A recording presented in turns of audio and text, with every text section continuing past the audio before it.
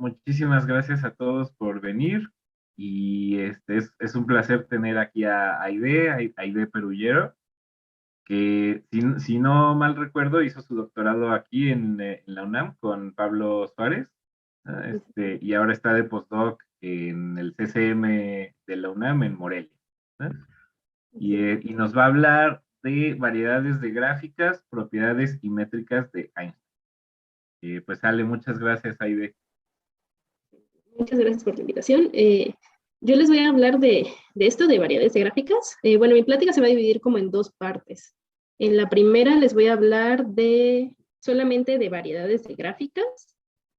Y en la segunda parte voy a hablarles un poco de métricas de Einstein y de cómo estas variedades de gráficas en dimensión 4 no admiten una de estas métricas de Einstein y algunas otras familias de variedades.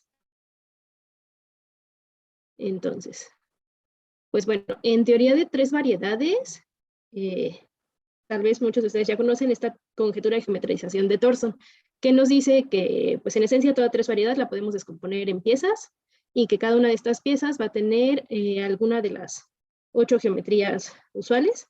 Y cuando nos fijamos solamente en métricas de curvatura no positiva, resulta ser que estas piezas en las que se descomponen las variedades van a ser ya sea hiperbólicas o fibraciones de Seifer. Y cuando no permitimos que existan como estas métricas hiperbólicas, entonces es a lo que se llama en tres variedades a una variedad de gráficas. Y el primero que definió estas variedades fue Waldhausen en 1967. Entonces, como una generalización o tomando estas ideas de una variedad que se descompone como en piezas, Frigerio, Lafón y Sisto definieron en el 2015 unas variedades de gráficas para dimensión n. ¿Cómo están definidas estas variedades? Pues bueno, nos fijamos en NI, que sea una variedad hiperbólica, completa, no compacta, de volumen finito y con cúspides tóricas. Estas variedades NI se sabe que tienen una cantidad finita de cúspides y vamos a remover esas cúspides y vamos a denotar por NI a la variedad que nos queda al remover esas cúspides, pero de una forma especial, de tal forma que si teníamos N cúspides en nuestra variedad NI, en esta variedad nos queden como N fronteras. Y vamos a considerar unos productos que sean de estas variedades sin cúspides por toros, y estas variedades las vamos a denotar por BI, y estas variedades van a formar a nuestra variedad grandota.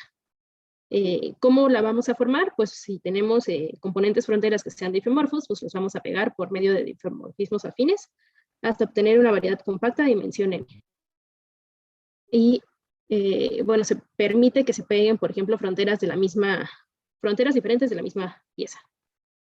Para estas variedades, ellos probaron como varios resultados de rigidez topológica, diferencial, cuasisométrica y algunas otras propiedades interesantes.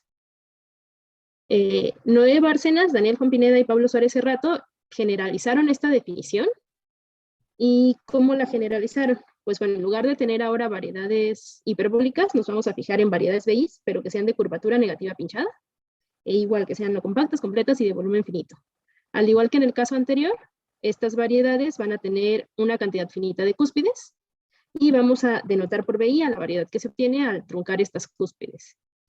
Igual que en el caso anterior, si esta tiene N cúspides, pues esta tiene que tener N fronteras.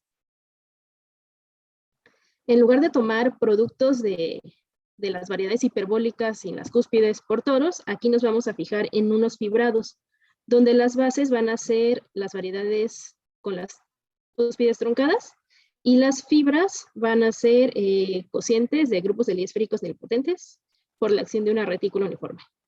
Y ahora, estas zetas Is van a ser las que van a formar a nuestra variedad. Igual que en el caso anterior, pues si tenemos aquí fronteras difeomorfas, pues las pegamos por algún difeomorfismo. Hasta obtener pues una variedad conexa de dimensión n. A estas variedades las llamaron variedades de gráficas de dimensión superior. A las zetas Is, bueno, son las piezas de la variedad. Y el caso particular en el que la dimensión de la base sea n, pues tendríamos que la pieza es igual a la base, y a eso se le llama una pieza pura. Entonces, estas variedades de gráficas de dimensiones superiores es una familia más grande que las de Frigerio, Lafón y Sisto, Y también contiene a otra familia de variedades que se llaman variedades con descomposiciones cuspidales, y que es cuando solamente tenemos piezas puras. A las fronteras de las piezas se le van a llamar paredes y las vamos a denotar por W. Entonces, un ejemplo de estas variedades, fijémonos, por ejemplo, en sigma, una superficie orientable de género mayor o igual a 2, área finita y que tenga una sola cúspide. Vamos a denotar por gamma 1 pues a esto de aquí, que va a ser el grupo de isometrías de H2. Y por B1 vamos a denotar a una superficie compacta que se obtiene al truncar la cúspide de la variedad.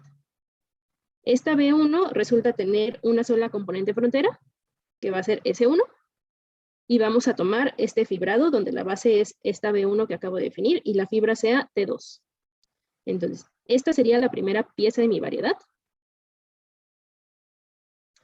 Y para la construcción de la segunda pieza, pues ahora nos fijamos en una variedad hiperbólica orientable de dimensión 3, volumen finito y que tenga una sola cúspide. Ahora gamma 2, pues va a ser esto de aquí, que es el grupo de isometría de H3. Y B2 va a ser la variedad que se obtiene al truncar la cúspide de esta variedad. Entonces, esta B2 resulta tener igual una sola componente frontera, que es T2. Y ahora el fibrado que nos tomamos es la base que sea esta variedad que resultó al troncarle la cúspide, y la fibra que sea S1. Entonces, esta sería la segunda pieza de mi variedad. Entonces, ambas variedades tienen pues una sola componente frontera. Tenemos estos dos fibrados, y pues vamos a pegar las fronteras mediante esta transformación afín. Entonces, una variedad construida de esta forma sería una variedad de gráficas de dimensión superiores. Bueno, les dije que les iba a hablar de dos cosas. En la primera parte, en lo que me voy a enfocar es en este resultado, que fue parte de mi tesis de doctorado. Y lo que nos dice es que si tenemos dos variedades de gráficas y tenemos un isomorfismo entre los grupos fundamentales de estas dos variedades de gráficas, entonces la imagen de un grupo fundamental de una de las piezas va a ir a el grupo fundamental de otra pieza o a conjugados de estos. Entonces, este teorema lo que me diría es que bajo estos isomorfismos, pues la estructura que tienen estas dos variedades de gráficas se preserva. Entonces, pues vamos a ver algunos conceptos previos. Supongamos que tenemos por una gráfica conexa no vacía y la vamos a denotar por T. A cada vértice de T le vamos a asociar un grupo y vamos a denotarlo por GB. A cada arista le vamos a asociar un grupo y la vamos a denotar por GY. Y vamos a considerar un monomorfismo del grupo de aristas al grupo de vértices. Y además, si nos fijamos en la orientación contraria de nuestra arista, vamos a pedir que ese grupo coincida con el grupo en la otra orientación. Entonces, en el caso en el que tuviéramos solamente dos vértices, P y Q, y una arista entre ellos, ¿qué haríamos aquí? Pues bueno, le asignaríamos un grupo a P, que vamos a denotarlo por GP, un grupo a Q, que vamos a denotarlo por GQ, y un grupo a la arista, que lo vamos a denotar por GY, y vamos a pedir que estos dos grupos sean iguales. Estos van a ser los dos monomorfismos que vamos a considerar, de cómo se está pues encajando el grupo de aristas en el grupo P y en el grupo Q. Y para estas variedades... Perdón, Aide. Entonces ¿sí? Es un grupo por cada punto y un grupo por cada arista, ¿verdad? Sí. Ah, ok. Y el grupo de la arista en dirección contraria tiene que coincidir con el de esta dirección. Bueno, para estas gráficas, bueno, esto es a lo que se le llama una gráfica de grupos. Para estas gráficas de grupos, su grupo fundamental, en el caso en el que tengamos así solamente dos vértices y una aristas, estaría dado por este producto amalgamado de los grupos de vértices con respecto al grupo de aristas.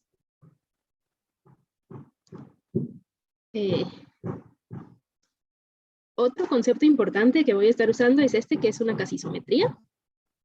Consideremos aquí espacios métricos y una función que vaya de X a Y.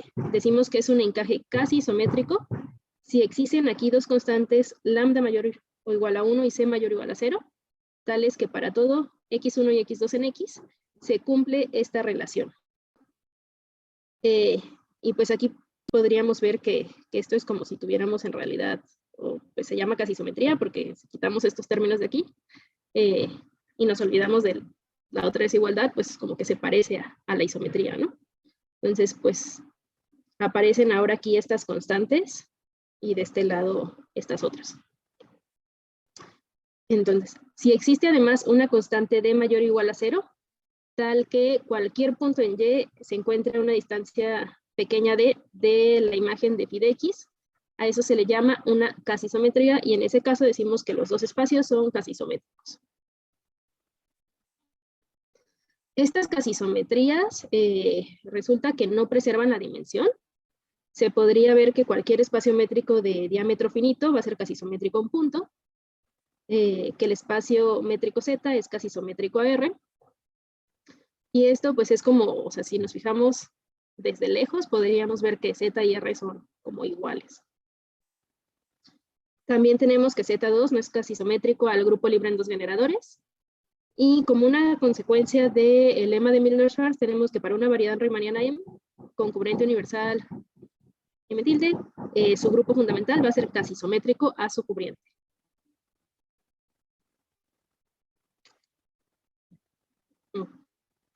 Ahora, sea gamma un grupo finitamente generado por un conjunto S. La longitud de la palabra la vamos a denotar por LS y va a ser una función que le asigna a cada elemento gamma el entero más pequeño, tal que tengamos alguna colección de n elementos en el conjunto generador que nos estén formando a este gamma. La métrica de la palabra se va a definir como la longitud de esta concatenación de dos palabras.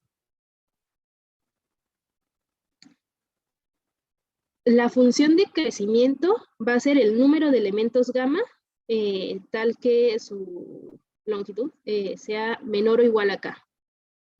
Entonces, por ejemplo, si tuviéramos el grupo cíclico Z generado por el elemento 1, podríamos ver que esta de aquí es su función de crecimiento. ¿Cómo podemos ver? Pues bueno, elementos de tamaño 0 solamente tendríamos 1. Elementos de tamaño 1 tenemos este y tenemos este. Pero pedimos que sean de tamaño menor o igual a 1, entonces pues serían 3. De tamaño menor o igual a 2, o sea, tenemos estos 2, más los 3 que ya teníamos, pues bueno, 5. Y pues se puede ver que resulta ser esta función de aquí.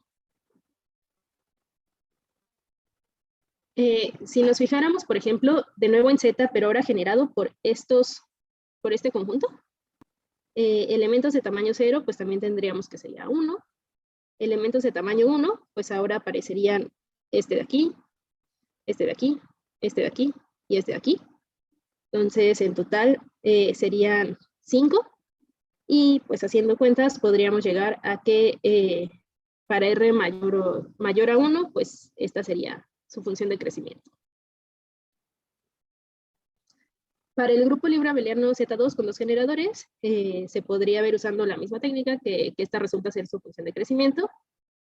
Y para el grupo libre en dos generadores, pues aquí tendríamos que elementos de tamaño 0 pues hay 1, de tamaño 1 tendríamos 4, en total pues serían 5. Y por cada uno de estos vamos a estar agregando después aquí para los de tamaño 2, 3 en cada uno de estos. Y acá. Entonces, pues se puede llegar a que esta de aquí resulta ser su función de crecimiento. El tipo de crecimiento resulta que es un invariante bajo casi isometrías y que no depende de nuestro conjunto generador. Se dice que el tipo de crecimiento es polinomial si su función de crecimiento pues, está acotada como por un polinomio. Que es de crecimiento exponencial si su función de crecimiento está acotada por algo que es como un exponencial. Y que es de crecimiento intermedio si no es ninguna de las anteriores. Entonces, estos dos ejemplos resultan ser de crecimiento polinomial, porque pues aquí tenemos que su función de crecimiento es un polinomio. Este también resulta ser de crecimiento polinomial. Y el grupo libre en 2 generadores resulta ser de crecimiento exponencial. Oye, Ede, ¿y no hay crecimientos más lentos, así como logarítmicos y esas cosas? ¿O ese ya no es interesante? ¿O por qué no aparecen ese tipo de crecimientos? Pues hasta donde yo sé, solamente se consideran estos 3, de crecimiento Ajá. polinomial exponencial, Ujú. y pues el de crecimiento intermedio es cualquier otro que no sea ni polinomial ni exponencial. Ah, ok.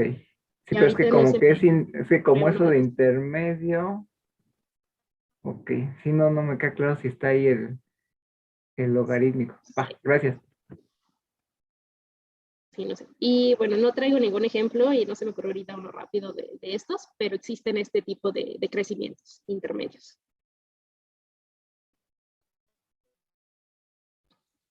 Entonces, el tipo de crecimiento exponencial también se puede clasificar. Si denotamos por omega de gamma S a este límite, a esto se le llama el tipo de crecimiento exponencial.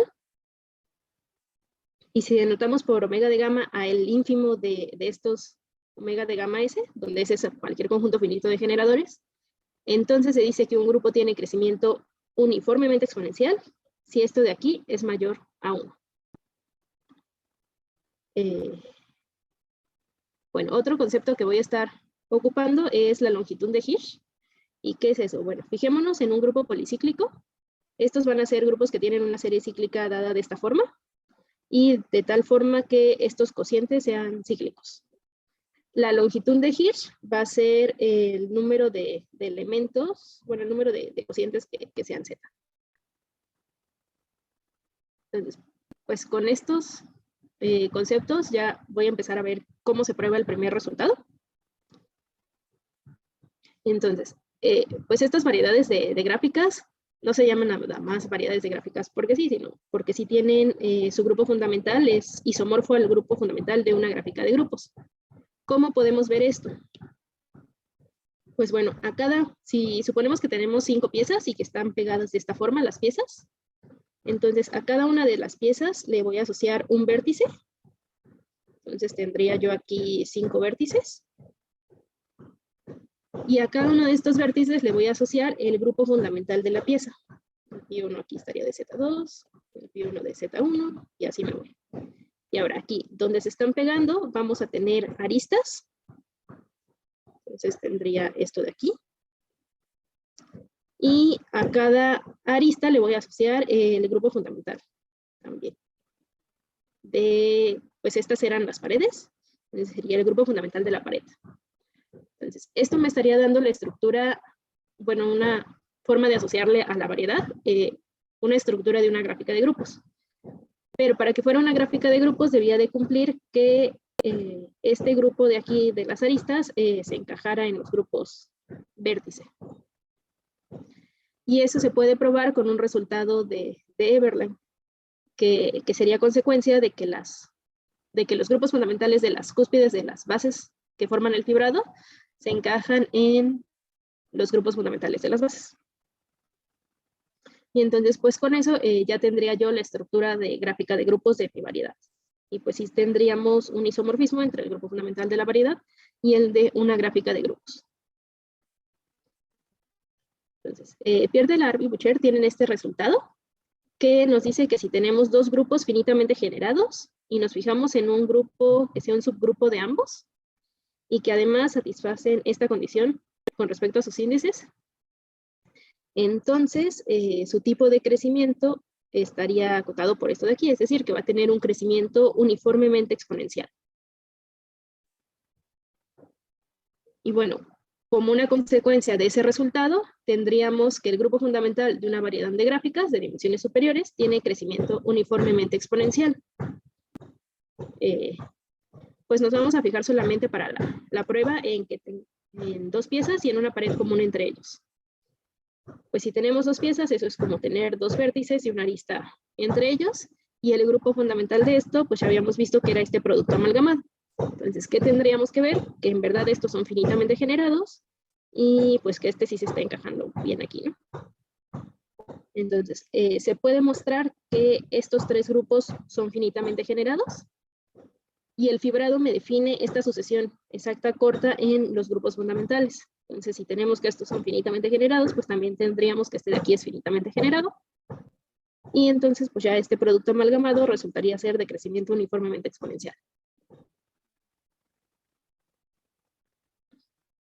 Para seguir estudiando estas variedades, lo que hicimos fue estudiar el cubriente de universal como un árbol de espacios. Y pues, ¿qué es eso? Nos vamos a fijar en la gráfica de grupos asociada a nuestra variedad y vamos a meter por G a su grupo fundamental. Vamos a considerar el árbol de Basser asociado a esta gráfica de grupos, en el cual G va a actuar por isometrías, y este árbol de Basser resulta estar asociado al cubriente universal de nuestra variedad. Una pared en el cubriente va a ser la cerradura de la parimagen bajo phi del interior de una arista en el árbol de Basser, y una cámara va a ser la parimagen de vértices en el árbol de Basser. Entonces, la estructura que tenemos es esta, ¿no? A esta le asociamos la gráfica, donde aquí teníamos los grupos fundamentales de las piezas y aquí los grupos fundamentales de las paredes. Esta gráfica pues tiene un cubriente que es un árbol, y este árbol está asociado al cubriente universal de nuestra variedad. Y aquí preimágenes de vértices son cámaras en el cubriente y preimágenes de aristas son paredes en el cubriente. Ahí como que se preserva el grado, ¿verdad? De cada vértice. Sí. Ok. ¿Siempre pasa eso? Así en general la gráfica del cubriente universal preserva el grado en cada vértice de la gráfica de la variedad. No estoy segura. Ok. Sí. Pero, bueno, o sea, el tener esta estructura de este árbol asociado al cubriente universal de nuestra variedad, lo que nos da es que teníamos variedades que estaban construidas como con estos fibrados,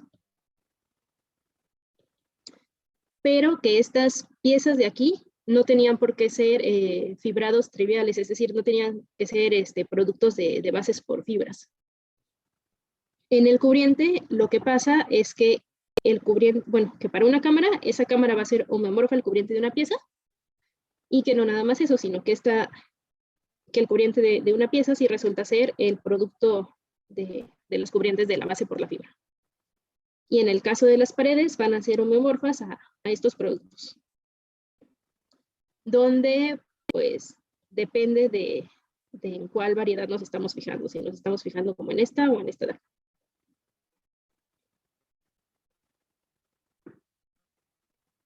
Otros resultados que se obtuvieron fueron estudiar como los estabilizadores tanto de piezas como de aristas.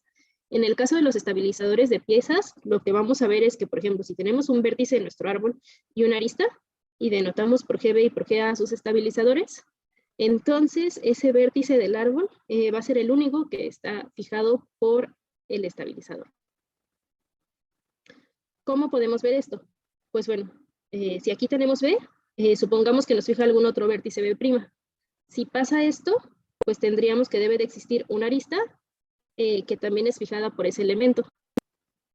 Pero si estabiliza también a una arista, entonces el estabilizador del vértice tendría que estar contenido en el estabilizador de la arista. Se puede probar que los estabilizadores de aristas son grupos virtualmente nilpotentes, y estos grupos resultan ser de crecimiento polinomial, pero pues los estabilizadores de vértices, al ser variedades de curvatura negativa, pues resultan ser de crecimiento uniformemente exponencial, y el tipo de crecimiento les había dicho que era como un invariante, y no podría estar contenido el de crecimiento uniformemente exponencial en el de crecimiento polinomial. Entonces solamente me va a fijar a un solo vértice. Para el caso de las paredes, pues bueno, primero, si tenemos un elemento en el grupo fundamental, decimos que este elemento pertenece a la dirección de la fibra. Si bajo este morfismo, la imagen de ese elemento resulta ser la identidad en la base. Es decir, o sea, que este elemento venga de algún elemento de la fibra. Si tuviéramos una variedad de gráficas y nos fijamos en dos paredes distintas del cubriente y en un vértice de tal forma que cualquier trayectoria que me conecta a estas dos paredes interseque a la cámara correspondiente a este vértice, y además nos fijamos en un elemento del grupo que me fija las paredes, entonces ese elemento tiene que venir de la fibra correspondiente a, pues, a la variedad, a la pieza. Y como una consecuencia de eso es que en el caso de las paredes, si nos fijamos en sus estabilizadores, esas paredes van a ser fijadas únicamente por, bueno, el estabilizador me va a fijar solamente a esa pared. Y la prueba se hace usando la definición de la longitud de Hirsch. Entonces, bueno, me la voy a brincar. Ahora, supongamos que D es la distancia asociada a la estructura riemanniana, vamos a denotar por NR de X a la vecindad de radio R de X con respecto a esa métrica D. Probamos también que si tenemos dos paredes, de tal forma que una pared está contenida en otra, entonces las dos paredes son iguales. Y que si tenemos el caso de que una pared está contenida en la vecindad de una cámara, entonces la pared tiene que ser adyacente a la cámara. Y en el caso de que tengamos dos cámaras y una contenida en la vecindad de la otra, las dos cámaras tienen que ser iguales.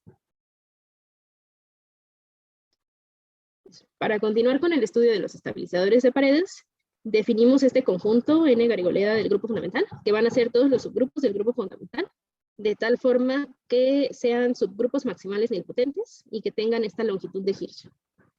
Probamos que en este conjunto van a estar todos los estabilizadores de paredes.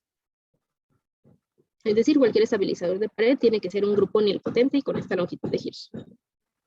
Decimos que una pieza es una pieza de superficie si la base del haz fibrado que nos define a la pieza es una superficie hiperbólica. Entonces, el resultado que tenemos es que si nos fijamos en un elemento H del grupo fundamental, que sea el estabilizador de una pared, entonces H tiene que estar en ese conjunto que acabo de definir. Y si nos fijamos en un elemento de ese conjunto, entonces van a pasar dos cosas, que H es el estabilizador de una pared, o que debe de existir un único vértice B, que está fijado por ese H, pero ese vértice tiene que corresponder a una pieza de superficie. Entonces, si nos fijamos en variedades de gráficas, donde no permitimos que existan piezas de superficies, lo que tendríamos es que en este conjunto van a estar todos los estabilizadores de paredes. Otro resultado que obtuvimos es el siguiente. Si tenemos dos paredes, W1 y W2, y nos fijamos en dos puntos W1 y W2, siempre podemos encontrar una trayectoria que los conecta, de tal forma que no me interseca a una vecindad de una tercera pared de nuestra cámara. Y eso lo probamos fijándonos, bueno, estas paredes vienen de ciertas oroesferas en la base, y aquí construimos esa trayectoria. Que me cumpla eso de que se escape de la vecindad de esta pared. Entonces, con estos resultados, lo que tenemos es que bajo un isomorfismo entre los grupos fundamentales de dos variedades de gráficas, este isomorfismo me manda estabilizadores de paredes a estabilizadores de paredes. Entonces, pues ya vamos obteniendo que estos isomorfismos me van preservando cierta estructura. Otro resultado técnico que aparece es que si nos fijamos en una casi isometría entre los cubrientes universales de dos variedades de gráficas y suponemos que existe una constante lambda de tal forma que la imagen de una pared en M1 y con respecto a otra pared en M2 está acotada su distancia por lambda, entonces va a suceder lo mismo, pero para las cámaras. Es decir, vamos a encontrar una constante L de tal forma que la distancia entre la imagen de una cámara va a estar acotada de una cámara en M2. Y pues bueno, con estos resultados ya podríamos probar este teorema. ¿Cómo va a ser la prueba? Supongamos que tenemos lambda 1, el grupo fundamental de una pieza Z1 de la primera variedad. ¿Puedes regresarle tantito a tu teorema, por favor? Sí. Ay. Sí, es aquí. Si tenemos dos variedades y un isomorfismo entre los grupos fundamentales, la imagen de grupos fundamentales de piezas o conjugados a estos van a ir a grupos fundamentales de piezas o conjugados a estos. ¿Sí? Sí. Ok. Entonces, pues bueno, tomemos que lambda 1 es el grupo fundamental de una pieza Z1 de nuestra primera variedad. La proposición de la cota que nos daba el tener una cuasisometría en los cubrientes de las dos variedades de gráficas, y usando el lema de Milnor-Schwarz, tendríamos que la distancia entre la imagen de este lambda 1 con un conjugado a un lambda 2, que sea el grupo fundamental de una pieza, estaría acotada por cierta constante lambda, L, perdón. Podríamos hacer aquí ciertas cuentas y podríamos asumir que este G sea la identidad. Entonces, si nos fijamos en un elemento de lambda 1, vamos a tener esta relación. Y eso nos diría que como este phi de lambda 1 está a distancia acotada de lambda 2, entonces tendríamos que esto de aquí debería estar a distancia acotada de lambda 2. De nuevo, usando el lema de Milnor-Schwarz y alguna de las proposiciones anteriores que les dije, veríamos que si C2 es una cámara que está siendo fijada por este lambda 2, entonces esto de aquí tendría que estar a distancia finita de esto de acá. Pero ya habíamos visto que si uno estaba contenido como en la vecindad bueno, si una cámara estaba contenida como en la vecindad de otra cámara, entonces las dos cámaras tenían que ser iguales, pues eso me diría que estos tienen que ser iguales. Entonces, pues ya tendríamos que este debería de estar en lambda 2, y por lo tanto, la imagen de lambda 1 estaría contenido en lambda 2. Y de forma análoga se prueba la otra contención, y ya con eso tendríamos que, pues la imagen del grupo fundamental de una pieza va al grupo fundamental de otra pieza, o a conjugados de estos. ¿Sí? Entonces, bueno, hasta aquí solamente estuve hablando de estas variedades de gráficas de dimensiones superiores. Para hablarles ahora de las métricas de Einstein, en realidad lo que les voy a hablar es de instrucciones a tener esas métricas de Einstein. Estas variedades de gráficas en dimensión 4 resulta ser que no tienen estas métricas de Einstein, pero pues como les voy a hablar ya un poco de esto, voy a incluir algunas otras familias que son similares a las de variedades de gráficas. Entonces, decimos que una métrica riemanniana es de Einstein si su tensor de Ricci satisface esta ecuación de aquí, donde D es una constante y que se conoce como constante de Einstein. En el caso de dimensión 2, se sabe que las métricas de Einstein siempre existen. La ecuación esta de aquí se transformaría en esta otra, donde ahora K es la curvatura de Gauss, y siempre podemos encontrar métricas con curvatura de Gauss constante. Por ejemplo, si adelantamos por G al género de una superficie orientable cerrada, pues ya sabemos que su curvatura de Gauss va a ser 1 si el género es 0, que sería el caso de una esfera, que va a ser 0 si el género 1, que sería, por ejemplo, el caso de un toro, y que va a ser menos 1 si el género es mayor o igual a 2. Para otras variedades riemannianas con curvatura seccional constante, también van a ser variedades de Einstein. ¿Por qué? Pues bueno, o sea, si nos fijamos en la curvatura seccional, pues si es 1, obtendríamos como esta relación. Si es 0, tendríamos que la ecuación de las métricas de Einstein se transformaría a esta otra. Y si es menos 1, sería esta de acá. Estos ejemplos de aquí son variedades localmente simétricas, que son como bonitos para estudiar. Y también existen otros ejemplos de variedades que no son localmente simétricas, y esos fueron descritos por Young, que obtuvo la medalla Fields. No me acuerdo ahorita en qué año. Y esos tienen que ver con variedades de Kähler. Una obstrucción a que exista una métrica de Einstein nos la da algo que se conoce como la desigualdad de Hitchington, que nos dice que si tenemos una 4 variedad de Einstein cerrada y orientable, donde tenga esta asignatura y esta característica de Euler, entonces la asignatura y la característica de Euler satisfacen esta ecuación de aquí, bueno, esta desigualdad de aquí. Entonces, lo que vamos a ver es cómo... Perdón, ¿qué es la asignatura? La asignatura, pues tiene que ver con una forma cuadrática que se da en los grupos de cohomología. Ah, ya me acuerdo. Y Pero ¿Y este tipo de obstrucción nada más es en dimensión 4 o está en todas, no sabes? Pues esta desigualdad es solamente para 4 variedades. Ujú, Entonces, no he visto algún caso de alguna otra dimensión. ujú. Es como que en 4 variedades es como lo usual fijarse en esta desigualdad. Ah, va. Entonces, ¿cuáles van a ser las ideas generales como para obtener estas obstrucciones? Pues bueno, se van a ver como ciertas sucesiones de métricas que colapsan con curvatura acotada o en algo que se llama estructuras polarizadas que garantice que existen estas sucesiones de métricas que colapsan. ¿Y por qué? Porque estas estructuras polarizadas nos van a implicar que los términos de esta desigualdad se van a desvanecer. Y combinando eso con el crecimiento excesivo del grupo fundamental, que sería aquí, o sea, el crecimiento exponencial, pues me daría que no existen métricas Einstein para estas variedades. Oye, se eliminan los términos porque si tienes F estructura, entonces la característica de Euler es 0, ¿no? Ajá.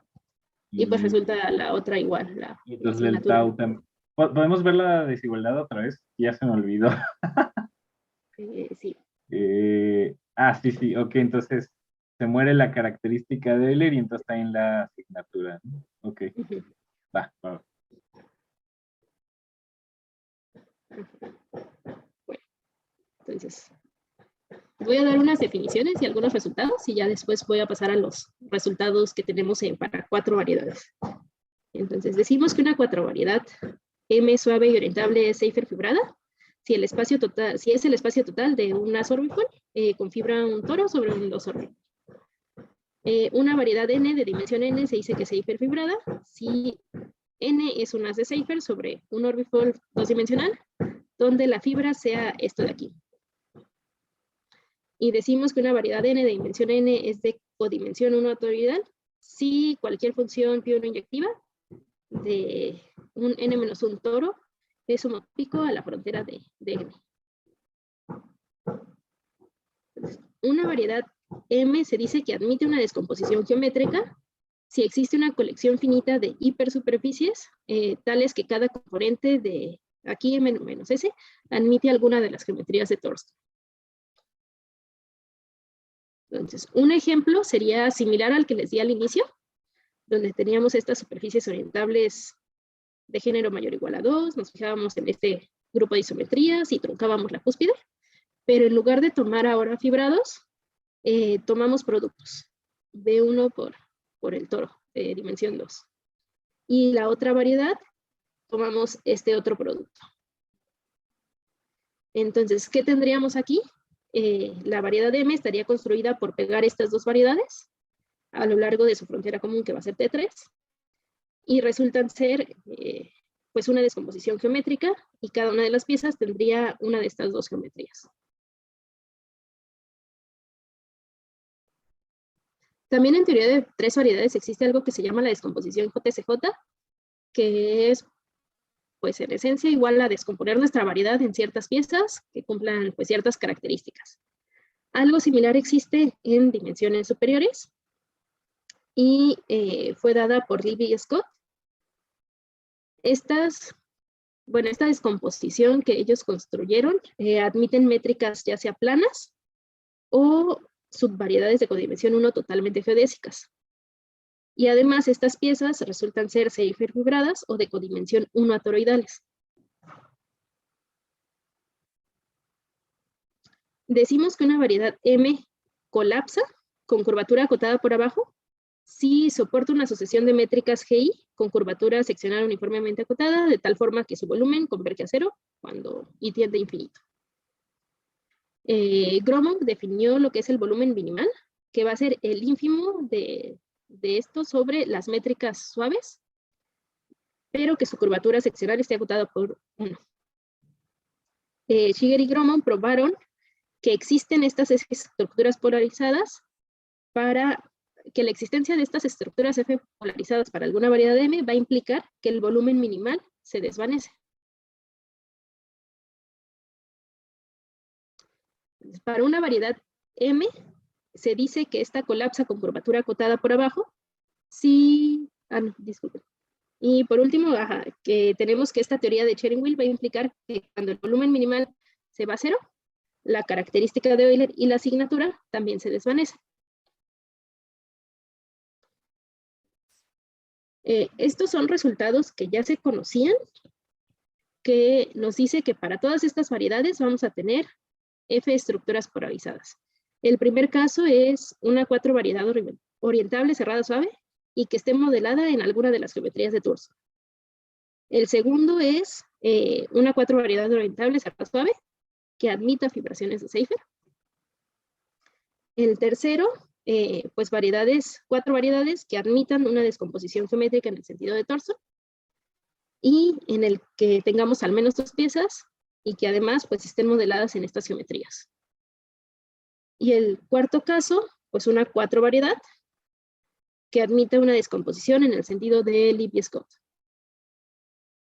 Entonces, todos estos ejemplos van a resultar tener estas F estructuras polarizadas. En el caso de las variedades de gráficas de dimensiones superiores, Chris Connell y Pablo Suárez Serrato probaron que su volumen minimal era 0. Y como, bueno, otro resultado que se tiene es que si tenemos una 4 variedad cerrada, suave, orientable, que admite una asociación de métricas de colapso de volumen con curvatura seccional acotada, entonces, pues su signatura y su característica de Euler son 0. Que pues viene como consecuencia de esto de acá. Thurston y Gromov probaron que el volumen simplicial de una variedad hiperbólica resulta ser proporcional a su volumen hiperbólico y que en particular este es positivo.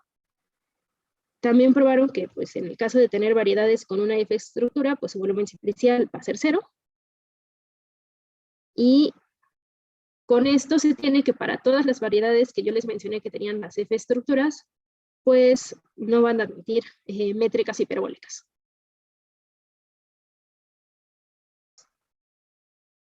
Otra de las obstrucciones o otro de los, pues de los resultados que se usan para probar la no existencia de estas métricas de Einstein es el crecimiento exponencial del grupo fundamental.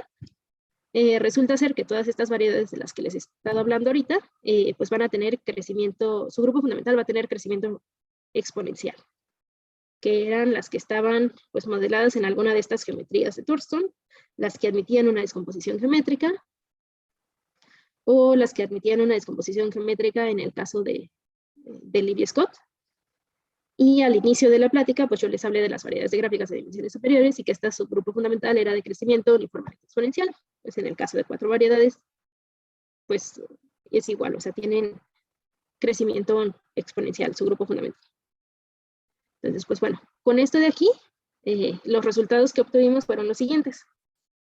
Si tenemos una 4 variedad cerrada orientable, suave, modelada en alguna de estas geometrías de Thurston, entonces M no va a admitir una métrica de Einstein. Entonces, ¿cómo va más o menos la prueba? Pues bueno, ya les mencioné que este tipo de variedades no admitían una métrica hiperbólica y que sí admitían una F estructura polarizada. Entonces, su característica de Euler y su signatura pues iban a ser 0. Si suponemos que sí admiten una métrica de Einstein, entonces se debería de satisfacer pues esta desigualdad de Hitchin-Hictor. Y una consecuencia de que se satisfaga pues esta desigualdad es que M va a estar cubierta por un 4 toro o por algo que se llama una superficie K3. Pero estas variedades pues tienen crecimiento a lo más polinomial. Y las que incluyen en el teorema, pues estas tienen crecimiento exponencial. Entonces, pues no podrían estar cubiertas por algo de crecimiento polinomial. Entonces, pero estas son solamente como una de las variedades que aparecen en el teorema. Para las otras, pues existen unos resultados que nos dicen que no pueden ser cubiertas por un 4 toro, y al ser simplemente conexas, sus grupos fundamentales son finitos, y entonces tampoco pueden ser cubiertas por una superficie de K3. Y pues eso me daría que no admiten una métrica de Einstein. Para las otras variedades, en el caso en el que tengamos una 4 variedad cerrada orientable y suave que admite una fibración de Seiber y que no puede ser cubierta ya sea por un T4 o por K3, entonces no va a admitir una métrica de Einstein. De nuevo, pues ya habíamos visto que tenían pues estas estructuras polarizadas, que se iban a, su signatura y su característica de Euler se iban a ser 0, y usando un razonamiento análogo, pues llegaríamos a que no van a tener métricas de Einstein. Para 4 variedades cerradas que admiten una descomposición geométrica, en el sentido de Thurston, y si tenemos además que todas las piezas son modeladas en estas geometrías, pues tampoco van a admitir una métrica de Einstein. Y de nuevo, pues los argumentos son similares al anterior. Y pues por último, si tenemos una 4 variedad de gráficas de dimensiones superiores que tenga al menos 2 piezas, entonces X no va a admitir una métrica de Einstein. Y en el caso de 4 variedades que admitan una descomposición geométrica en el sentido de Liebescope, pues tampoco van a admitir una métrica de Einstein. Entonces, para el primer caso, pues Chris Connell y Pablo Suárez Serrato probaron que tenían volumen minimal 0, y además ellos mostraron que existía una asociación de métricas que colapsaban. Entonces, pues su característica de Euler y su signatura iban a ser 0, y sus grupos fundamentales tenían crecimiento exponencial. Entonces, por los mismos argumentos de los otros resultados, pues no van a admitir una métrica de Einstein. Y la prueba para el segundo, pues es similar. Entonces, pues bueno, con eso concluyo yo. Y este es un poco de la bibliografía que usamos. Y el resultado de estas métricas, de estas observaciones a métricas de Einstein, lo pueden consultar aquí. Súper, muchísimas gracias, Aide. Déjame, te aplaudimos aquí con las reacciones. Ahí está.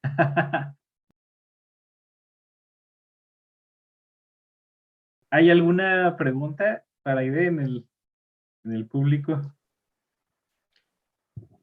Sí, yo tengo algunas preguntas. Sí. Tal vez muy inocentes. Hola, Aide, primero.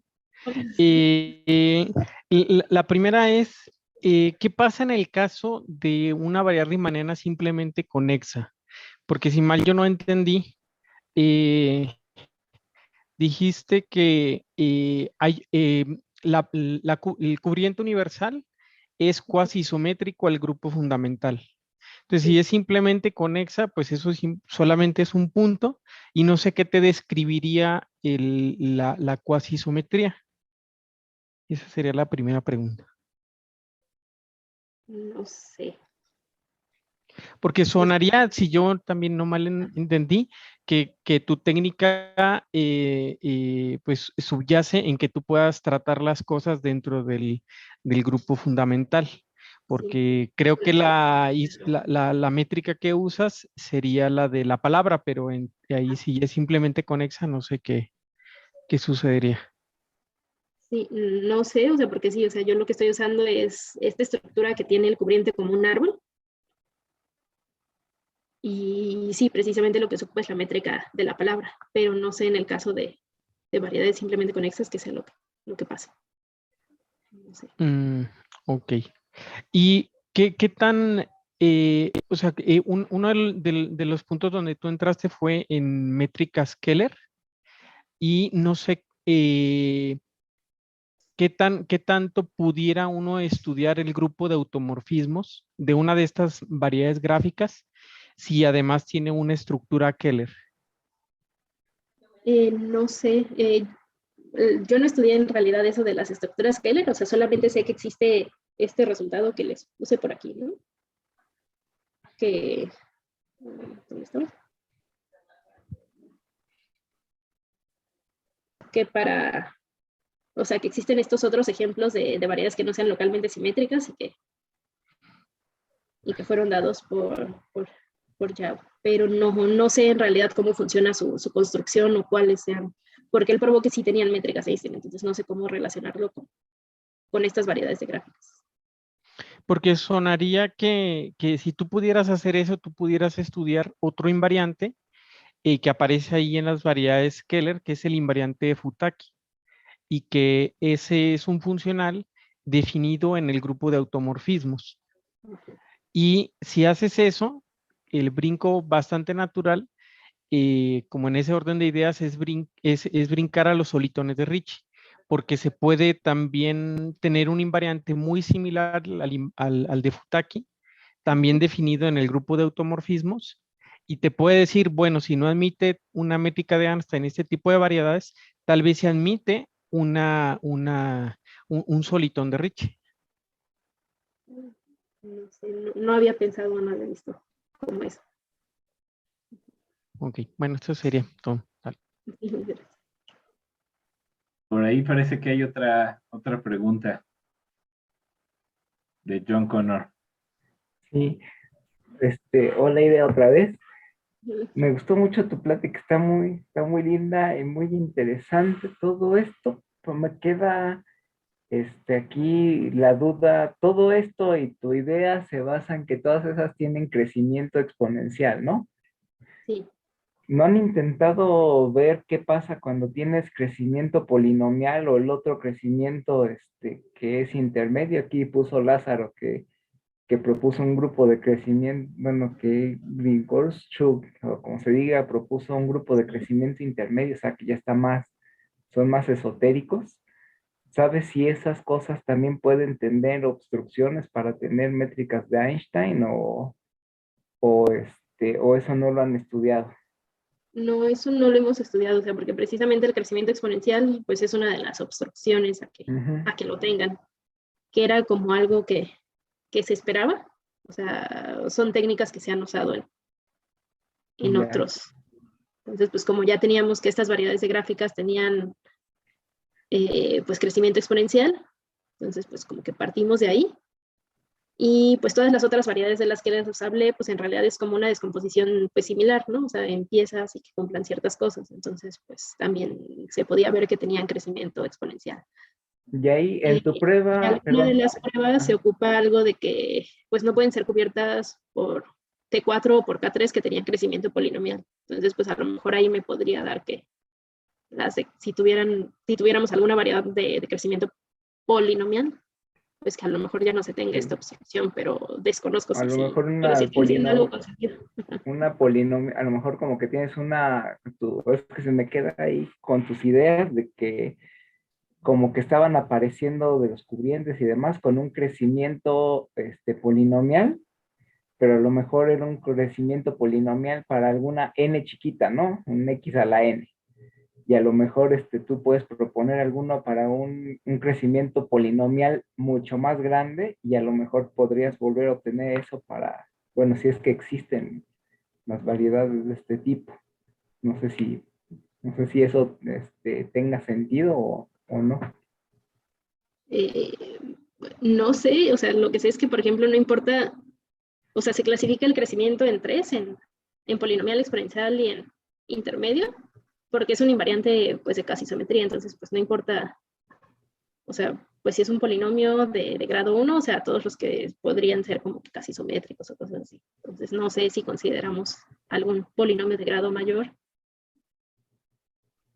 pero que no llegue a ser exponencial, pues, si eso tenga como Ah, va. alguna obstrucción, ajá, sí, no, desconozco. Y nada más otra duda que me quedó desde hace rato. Sí, tengo chance, Chucho. No hay más Sí, sí, dudas. sí, sí, claro, claro.